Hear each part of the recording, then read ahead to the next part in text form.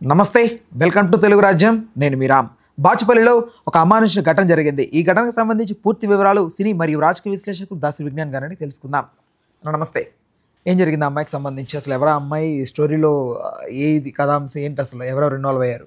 1 second. Bachupally పరిసర ప్రాంతాల్లో Nizampet, Kukatpally, KPHB colony ఈ మధ్య కాలంలో 4-5 హత్యలు జరిగాయి. ఒక కూలీ వాళ్ళ అమ్మాయి ఒక ఆటో డ్రైవర్ని ఎవడో ప్రేమించాడని చెప్పేసి ఇంకో ఆటో డ్రైవర్కి ఇచ్చి పెళ్లి చేస్తే వాడు వచ్చి వీడిని చంపాడు. అదొక కేసు. 5 లక్షలకి సుపారీ ఇచ్చి మొగుడిని చంపించింది ఒక ఆవిడ. అదొక కేసు. ఇట్లా చిన్న చిన్న కేసులే.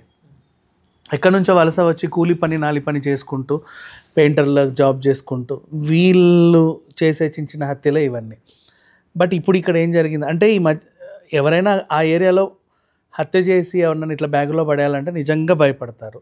కాబట్టి నేను అంచనా వేసి అనుకున్నది ఏంటంటే ఈ హత్య ఇక్కడ జరిగింది కాదు. బేసికలీ బాచుపల్లి ప్రాంతంలో ఏంటంటే ఈ అరబిందో ఫార్మా, రెడ్డి ల్యాబ్ ఇట్లాంటి మెడికల్ కంపెనీలు చాలా ఉంటాయి. మనకు బాల్నగర్ సైడ్ ఉన్నట్టుగా ఇటు ఫార్మసీ కంపెనీస్ ఎక్కువ ఉంటాయి. అంటే అవుట్స్కట్స్ కాబట్టి, సిటీ అవుట్స్కట్స్ కాబట్టి. అప్పుడు అవుట్స్కట్స్, ఇప్పుడే ఉందిలే అవుట్స్కట్స్. పటాన్చెరు వరకు సిటీయే.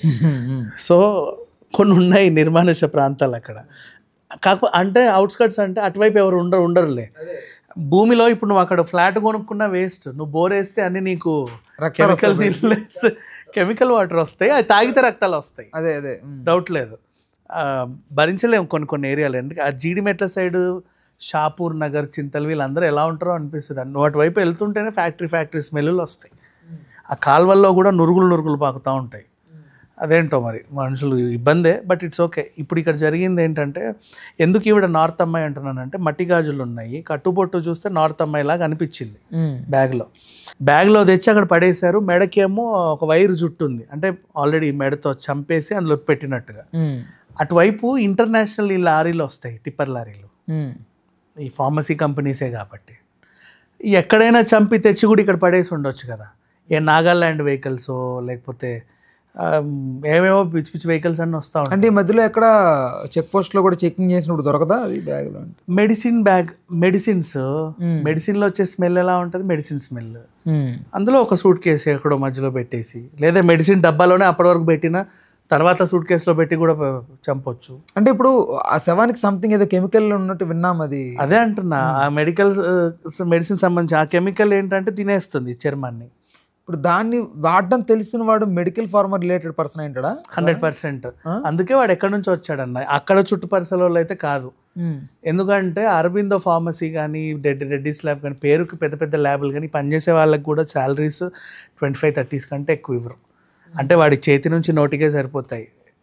ఇంటి రెంట్ కట్టుకోవడానికి, ట్రావెలింగ్కి, ఏదన్నా సరుకులు తెచ్చుకోవడానికి, అంతకు మించి సరిపోవు. అట్లాంటి వాళ్ళు ఇంత పెద్ద నేరం చేసి అంతా ఇది చేసి అంత ఉండదు. ఎక్కడి నుంచో బయట నుంచి వచ్చినోడే ఈ రాష్ట్రం కాబట్టి ఇంకో రాష్ట్రంలో పడేస్తే మనకు అనుమానం రాదు అనుకున్నాడు. ఇటువైపు వచ్చి అక్కడ పడేసి వెళ్ళి ఉంటారు వీళ్ళు. ఇప్పుడు రైట్. ఇంకొక డౌట్ ఏంటంటే, వాడు ఒకవేళ అలాగే చేయాలనుకుంటే శవాన్ని ముక్కలు చేసి ఒక్కొక్క దగ్గర వేసుకుంటూ అయినా వచ్చేస్తాడు కదా. అంటే ఒక దగ్గరే అట్లా ఈ మధ్య కాలంలో అది కూడా ఒక అదే ఖచ్చితంగా మనిషిని నరికావంటే ముక్కలు చేయాల్సిందే. ఇక్కడ నుంచి స్టార్ట్ అయింది ఇది. ఢిల్లీ ఫ్రిడ్జ్ లో పెట్టినోడు ఉన్నాడు వాళ్ళెవరిని అనుమానంతో, వాడి దగ్గర నుంచి స్టార్ట్ అయింది. దీన్ని ఇంకా నెక్స్ట్ లెవెల్కి తీసుకెళ్ళినాడు గురుమూర్తి. వాడు కుక్కర్లో ఉండాడు. ఇంకా అసలు ఆ ముక్కలు కూడా కనిపెడకుండా ఏం చేయాలి అని ఆలోచించాడు. బట్ ఇది డిఫరెంట్ స్టోరీ. ఇదేంటంటే ఇప్పుడు నీకు దొరికింది బ్యాగ్, అది ఇంకొక వారం 10 రోజులు అలాగే ఉంటే కనుక నీకు అది బోన్సే ఉంటాయి. ఆ కెమికల్ మొత్తం ఒంటిని తినేస్తుంది. అంతలా చెదపురుగు తినట్టు. అంతలా బేసికలీ ఇప్పుడు మనిషి బాడీ చనిపోయిన తర్వాత కూడా లోపల బ్యాక్టీరియా ఆటోమేటిక్గా కంపోజ్ అయిపోతుంది. నీ ఫేస్ బ్రౌన్ అయ్యి, గ్రీన్ అయ్యి, రకరకాల కలర్స్ చేంజ్ అవుతా పోతుంది. ఉబ్బిపోవడం వేరు. ఉబ్బిపోవడం మార్చురీలో పెడితే, వాటర్లో వేసినా కూడా ఉబ్బుద్ది. వాటర్ ఆర్ వాట్ ఎవర్, మార్చురీలో ఉబ్బుతాయి శవాలు. ఇలా దీంట్లో అవ్వవు. సో ఇప్పుడు మొత్తానికైతే ఆమె ఇంత హైట్ ఉంటుందేమో, చక్కగా మడిచి దాంట్లో పెట్టగలిగాడు. ఆ సూట్ కేసు పెద్ద ఒక్కడే పెట్టగలిగాడు అనుకుందామా? అది చెప్పలేము. ఇప్పుడు అటువైపు వచ్చే లారీలు, ఆ చెక్ పోస్ట్, ఎవడైనా అనుమానాస్పదంగా ఉన్నాడా అవన్నీ చూడాలి ఇంకా. అంటే ఆ డ్రైవర్ల ఫేసుల్లో ఉన్న కాన్ఫిడెన్స్ లెవెల్స్ అన్ని తెలుస్తూ ఉంటాయి కదా. అంత ధైర్యంగా అక్కడ పడేశారు అంటే ఈ రాష్ట్ర పోడు హైదరాబాద్లో అయితే కాదని అనుకుంటున్నా. అంటే మిస్సింగ్ కంప్లైంట్ ఒకవేళ అమ్మాయికి సంబంధించి ఇక్కడ కాదు, అమ్మాయి ఎక్కడ ఉంది? చుట్టుపక్కల పోలీస్ స్టేషన్లు అన్నింటిలోనూ ఎవరైనా మిస్ అయ్యారా? నో. మిగతా దాంట్లో పోలీస్ స్టేషన్లో కూడా చూసారు, ఎక్కడ మిస్సింగ్ కంప్లైంట్స్ లేవు. పక్క రాష్ట్రం నుంచే వచ్చింది ఇది. ఈ ఫార్మసీ కంపెనీస్కి ఏ రాష్ట్రం నుంచి ఆ రోజు ఈ 10-15 రోజులుగా వెహికల్స్ వచ్చాయి, ఆ ప్రాంతంలో ఏమైనా మిస్సింగ్ కంప్లైంట్స్ ఉన్నాయా? కొంచెం పెద్దగా అంటే ఇన్వెస్టిగేషన్ పెద్దదే, క్రైమ్ ఒకటే అయినప్పటికీ ఇన్వెస్టిగేషన్ చాలా పెద్దది. ఎందుకు చంపారు అంటే ఏమీ ఉండవు మళ్ళీ లాస్ట్కి.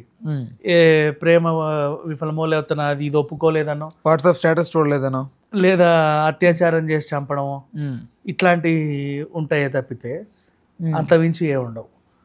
దాని మనుషుల ప్రాణాలు అయితే తీసేస్తున్నారు. ఈ రాష్ట్రంలో చంపి పక్క రాష్ట్రంలో అంతే. నువ్వు ఏ రాష్ట్రంలో వేసినా దొరికిపోతావు. ఇప్పుడు ఒక రియల్టర్, ముప్పల్లో రియల్టర్ని హత్య చేసి పక్క రాష్ట్రంలో ఇక్కడ బెంగళూరు శివారు కర్ణాటకలో ఎక్కడో దాచింది. అంటే ఇప్పుడు వాళ్ళ థాట్ ఏంటంటే మేబీ ఇక్కడ వేస్తే ఈ పోలీసులని ఆ కేసు అని అటు ఇటు మారడానికి టైం బట్టి అది ఎవరిదో తెలియక పెద్ద ఈ గ్యాప్లో తప్పించేసుకోవచ్చు అని ఎవడన్నా. తప్పించుకోవడానికి ఏముంటుందిలే, నువ్వు చంపింది పెద్ద ఎవడో పెద్ద బిజినెస్ మ్యాన్, వాడి దగ్గర ఒక 500 కోట్లు దోచేసుకున్నావు, దేశం దాటిపోతే ఇక నేను దొరకను అనుకుంటే నా చేసి ఉండాలి. చిన్న చిన్న క్రైమ్లే చేస్తున్నారు. వాటి ప్రాణం ఖరీదులు కూడా 25,000, 2 లక్షలు ఉంటున్నాయి. ఈ మధ్యకాలంలో చూసిన హత్యలన్నీ కూడా 10,000, 20,000 కూడా వేసేస్తున్నారు. అలా ఎట్లా చంపుతున్నారో అర్థం కావట్లా. ప్రాణం విలువ తెలియదు కాబట్టి. అయ్యో మొన్న అది మందు బాటిల్ ఖరీదు, మొన్నటి ప్రాణం అయితే బర్త్డే రోజు అని మందు బాటిల్ ఖరీదు సంథింగ్ సింగ్ ఏదో వస్తుంది, మందు బాటిల్ ఖరీదు ఆ ప్రాణం అంతే. అట్లా అయిపోయింది గొడవలు.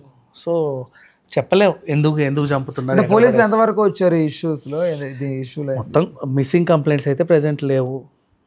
బాడీని ఫోరెన్సిక్ పంపిస్తారు. చుట్టుపక్కల ఎవరు ఏంటి, ఆ బ్యాగ్ ఎక్కడిది, ఆవిడ బట్టలు, కట్టుబొట్టు తాలూకు, ఇంకా ఇంతకు మించి వేరే ఇన్ఫర్మేషన్స్ ఏ ఉండవు. అనాథ శవ అంటే మానభంగం చేశారు అట్లా. అలా చేసినా సరే ఫోరెన్సిక్లో తెలుస్తుంది. బట్ ఇప్పటికే మొత్తం డీకంపోజ్ అయిపోయింది బాడీ అంతా కూడా.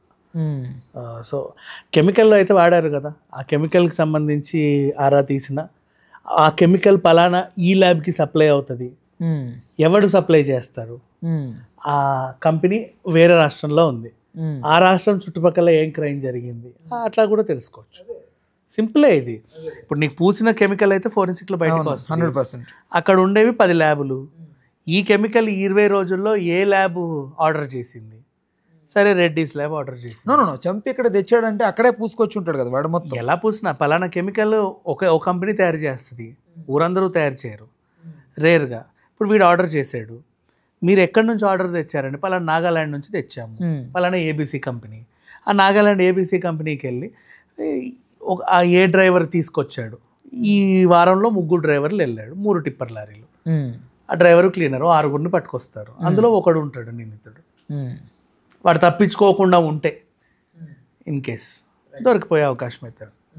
దొరికినా కూడా వాడు చెప్పే స్టోరీ యూజ్లెస్ స్టోరీయే ఉంటుంది. నీకు ఈ మనిషి ప్రాణం అయితే తిరిగి రాదు అఫ్ కోర్సు. వాడి స్టోరీ చిల్లర స్టోరీ ఉంటుంది. మా ఆవిడేనండి పెరుగు తెమ్మంటే తెలియదు అందుకే కోసి చంపేశాను అంటాడు, లేకపోతే ఇంకేదో అంటాడు. వాడు ఎవడో మొన్న ఆవకాయ పెట్టలేదని ఆవకాయ పచ్చడి విషయంలో మెడగోసి చంపాడు. ఇట్లాంటి స్టోరీలే ఉంటాయి, ఇంకేముంటాయి. మామూలు ప్రియ పచ్చడి దొరుకుతుంది కదా ఆడికి, ఏంటి ఆడు సైకోలు తయారయ్యారు. ఇట్ హ్యాపెన్స్, పీపుల్ అలా ఉన్నారు, సైకోలు తయారవుతున్నారు. బట్ అది రీజన్స్ అనేవి సిల్లీ అవుతున్నాయి, రీజన్స్ సిల్లీ అవుతున్నాయి, ప్రాణాలు పోతున్నాయి, చాలా సింపుల్ గా చంపేస్తున్నారు. ఒకప్పట్లో సైకో అంటే ఆడికి పర్స్పెక్టివ్, మోటివ్ ఉండేది, దానికి ఒక వాల్యూ ఉండేది. అమరావతి సినిమా ఒకటి ఉండేది, ఏదో ఒకటి ఉండేది. అది నాకు అదేంటి అమ్మాయిల ప్రాణాలు వాళ్ళే కావాలను, లేకపోతే నాకు ఈ కళ్ళే కావాలను, వాడు మెంటల్ డిస్టర్బ్డ్ అయ్యో సంథింగ్ ఏదో ఒక రీజన్స్ ఉంటాయి. ఇప్పుడు రీజన్ లెస్ గా చంపుకుంటున్నారు సరదాగా, నవ్వుతా హీ అని పొడుస్తున్నాడు సరదాగా. మరి నన్ను చంపక ఎప్పుడన్నీ టాపిక్లు నచ్చకపోతే అంటే ఒక్కసారి బాధ వేస్తూ ఉంటుంది ఇట్లా సమాజం ఇట్లా పోతా ఉంటే.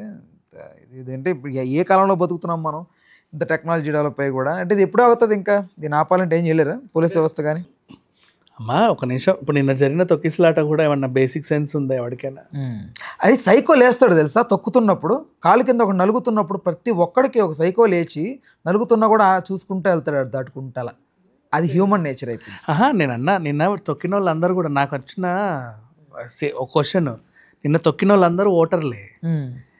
మీరు ఓటేసేటప్పుడు లైన్లో ఉన్నారు, తోసుకోవాలా నేను ముందు అని. ఆధార్ కార్డులకి రేషన్ కార్డులకి నిలబడ్డోళ్ళే, హాల్ టికెట్లు తీసుకొని ఎగ్జామ్స్ రాసిన వాళ్ళే, అంతే కదా. నెక్స్ట్ అలా గుళ్ళకి గోపురాలకి వెళ్ళిన వాళ్ళే. మరి అక్కడ లేని తొక్కిసలాట ఇక్కడ ఎందుకు జరిగింది? కావాలని ఎందుకు తోసేవాళ్ళు? పిల్లల్ని ఎందుకు తెచ్చారు అసలు? అదే కదా, ఆర్సీబీ అనే ఎమోషన్. టోల్ గేట్ దగ్గర కూడా నువ్వు హార్న్ రే నడు అనవు, నువ్వు డీసెంట్గా నేను నిల్చున్నావు. బట్ అక్కడ జరిగిందంటే వాంటెడ్లీ ద పీపుల్ డిడ్. ఎందుకు వాంటెడ్లీ డిడ్ అంటే వాడి మోటివ్ వేరు, దొంగతనాలు చేయడానికో గొలుసులు లాక్కోవడానికో. ప్రతి క్రైమ్ వెనకాల ఒకటి ఉంటుంది. ఇప్పుడు ఇది ఇంకోటి చెప్పాలంటే ఇక్కడ ఒక్కసారి పెట్రోల్ రేట్ పెరుగుతుంటుంది. ఎంత పెరుగుతుంది పెట్రోల్ రేట్? మహా అయితే చెప్పండి పైసలు. ఎన్ని పైసలు? ఒక 50 పైసలు, 80 పైసలు, ₹1 అనుకుందాం. మహా అయితే అర్ధరాత్రి పెరుగుతుందని చెప్పి బండ్లు పట్టుకొని వచ్చేస్తారు. ఎంత సేవ్ చేస్తావు నువ్వు? అంత టైంలో నువ్వు లేచి నీ గంటన్నర పైన టైం బొక్క ₹1 సేవ్ చేస్తారు. 10 లీటర్లు పట్టించావు బండికి అనుకుంటే ₹10 సేవ్ చేస్తావు నువ్వు. అంతే కదా. ఇంత ఇల్లాజికల్గా నువ్వు అది పనికి వెళ్తావు. మరి బ్రతుకు అర్థమే ఉంది తెలుసుకోకుండా. Right, okay. ఈ కేసుకి సంబంధించి ఇంకొక అప్డేట్ వస్తే మరి ఒక వీడియో చేద్దామన్నా. Right, thanks for the time, thanks for information. Hello, Telugu రాజ్యం ఛానల్ చూస్తున్నారా? సామాజిక రాజకీయ జీవన చిత్రణే తెలుగు రాజ్యం. అతిశయోక్తులు అసత్యాలు ఉండవు. రాజకీయ కోణం కాదు, ప్రజా కోణమే కొలబద్ద. తెలుగు రాజ్యం వీక్షణ మీ ఉత్తమ అభిరుచికి నిదర్శనం.